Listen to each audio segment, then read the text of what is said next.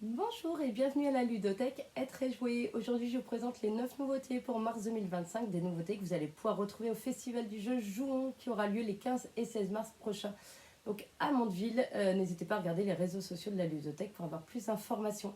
Donc je vous présente les 9 nouveautés rapidement et après en détail on a Memo Lunch, un tout premier jeu coopératif de mémoire, Space Orbit, un jeu de logique, Little Family, un tout premier jeu d'association donc de cartes, Wolf Panic, un jeu coopératif très malin. Dino Roll, un jeu de dés. Le Seigneur des Anneaux Duel, donc un jeu à jouer en duel qui va vous rappeler donc Seven Wonders Duel. One Round, un jeu coopératif, un jeu avec les mots. Rebelle Princesse, un jeu où on va revisiter le jeu de pli. Et Tetaki, un jeu où on va essayer de former donc des animaux qui existent et les prendre en photo. Donc en détail, on a Memo Lunch, un premier jeu coopératif. On a un super petit monstre comme ça qui a très faim. On va lui donner à manger. On va lui donner par exemple une voiture, un hamburger, hop, un ballon, hop, une glace au chocolat, un petit morceau de gruyère, un nounours et tiens, une poire. D'accord? Donc là, on a mis 7 éléments sur la table du monstre et on va placer le couvercle. On va secouer d'un côté, secouer de l'autre et le monstre aura donc mangé. Il a mangé, il n'y a plus que 5 éléments sur la table, mais qu'est-ce qu'il a pu bien manger ce monstre? Voilà, nous on va faire retrouver ensemble ce qu'a englouti le monstre qui est passé sous le plateau de jeu. Donc un petit jeu coopératif tout mignon.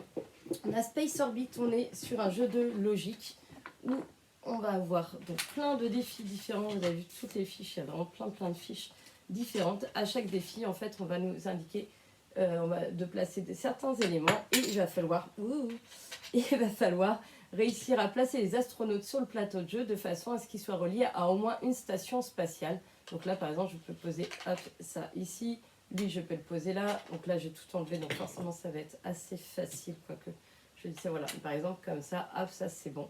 Et on va avoir des défis de difficulté croissante.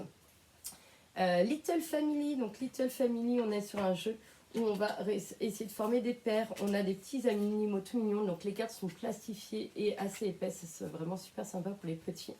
Donc à son tour, on va piocher une carte et puis on va regarder si on peut constituer une paire. Donc là, je regarde soit devant moi, soit devant un adversaire. Et si j'arrive à constituer une paire, je la gagne. Le but, c'est de gagner le plus de paires possible. On est vraiment sur les tout premiers jeux, mais très mignons. Wolf Panic, gros coup de cœur donc pour ce jeu. On a des petits animaux, on a des hiboux, des lapins, des renards et un hérisson. Et le but du jeu, c'est quoi? C'est de réussir à constituer des groupes d'animaux, donc de 5 animaux identiques. Donc par exemple 5 hérissons pour placer un petit jeton dessus. Il faut réussir à mettre tous les jetons en sachant que c'est assez difficile. À son tour, on va poser une carte à côté d'une autre carte en sachant qu'on n'a pas le droit d'avoir deux paysages identiques qui se touchent. Donc là, par exemple, je peux poser ça comme ça.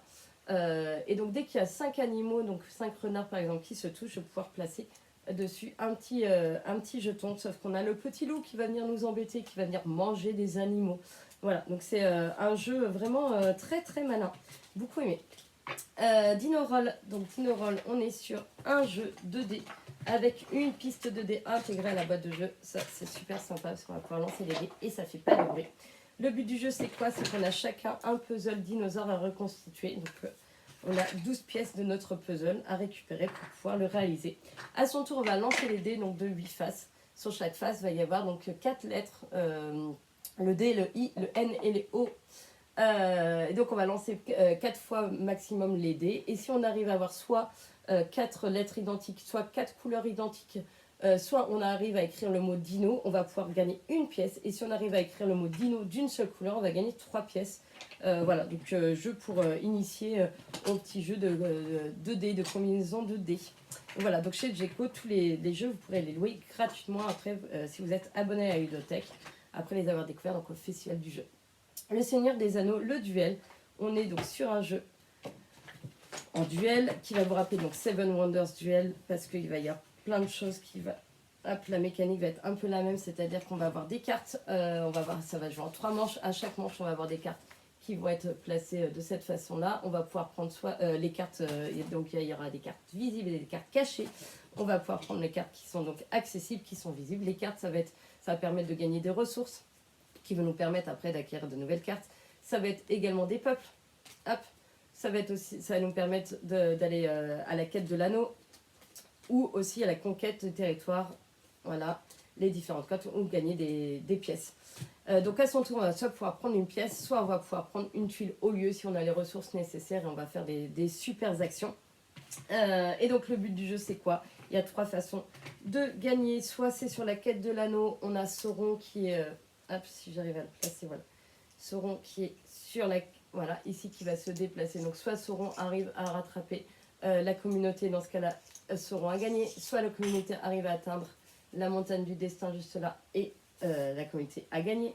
Soit on arrive à conquérir tous les différents territoires qui sont sur cette carte et on a gagné. Soit la troisième façon que je vais résumer, voilà, ça va être d'avoir 6 peuples différents.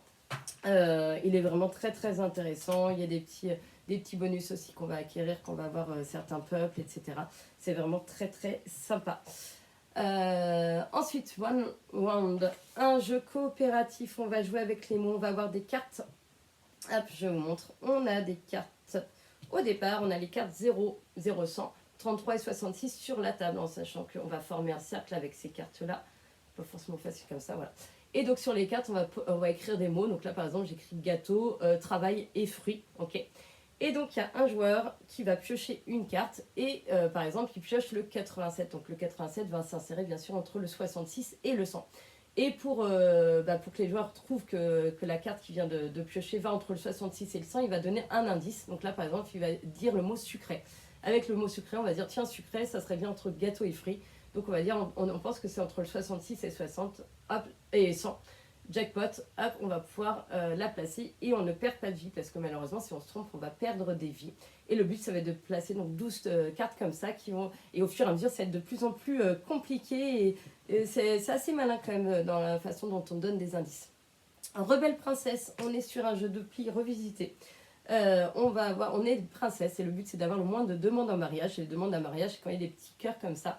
Et donc, quand on a le petit prince comme ça qui nous demande en mariage, on va avoir des points. Le but, c'est d'avoir le moins de points possible. On a 4 couleurs de cartes. À son tour, on doit jouer de la couleur demandée. Et à la fin, donc, on va compter le nombre de cartes donc bleues comme ça, nombre de demandes en mariage que l'on a gagné. On va avoir donc des cartes pouvoir qui vont nous permettre d'activer un pouvoir à chaque manche et aussi à chaque manche, on va avoir une règle différente en fait qui va permettre de faire varier les parties parce qu'il y a plein de cartes différentes de manches. Et pour finir, donc Tetaki. Donc Tetaki, c'est un jeu où on va essayer d'associer les dominos de façon à former donc des animaux qui existent parce que bien sûr on va former des animaux qui n'existent pas, par exemple un canard renard qui n'existe pas. Là par exemple j'ai réussi à former un panda, c'est super bien parce que je vais pouvoir le prendre en photo, je mets un petit cadre dessus, je gagnerai 1 point en fin de partie. Si j'arrive à associer 2 animaux sur le même... voilà, si jamais par exemple j'arrive à faire le panda mais sur un fond de ma couleur, voilà, donc sur un fond rose, là je gagnerai 2 points en fin de partie. Donc voilà, un petit jeu malin de pose de dominos. Et donc ces 3 jeux-là sont aussi des jeux bonus que vous pourrez louer gratuitement à la ludothèque après le festival du jeu. Voici pour les nouveautés donc de mars 2025. À bientôt!